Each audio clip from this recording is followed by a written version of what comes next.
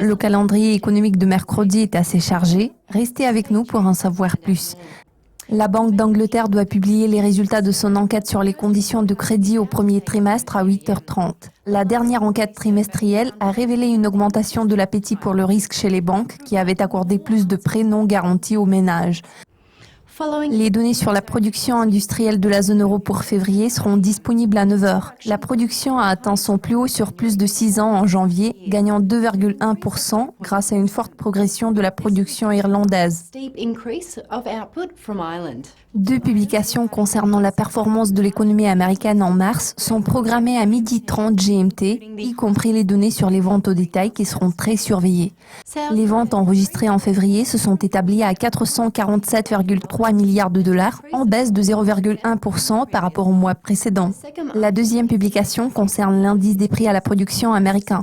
Les prix ont chuté de 0,2% en février, après la hausse de 0,1% affichée en janvier. À 14h, nous découvrirons les stocks des entreprises américaines pour février. Les stocks ont montré un gain de 0,1% en janvier, tout comme en décembre.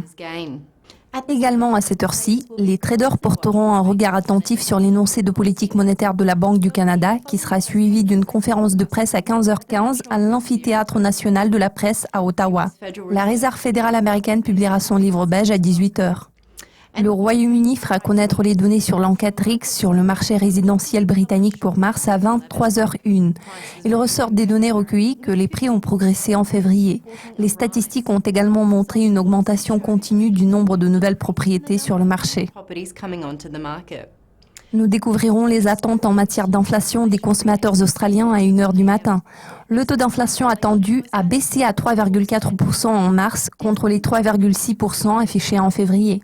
Un événement de haute importance conclut ce calendrier à 1h30 du matin. C'est le moment où nous découvrirons l'enquête sur la population active australienne pour mars. Le taux de chômage est resté inchangé à 5,8% en février, tandis que le taux d'emploi n'a progressé que de 300. Je suis Céleste Skinner. Vous avez suivi le calendrier économique pour mercredi.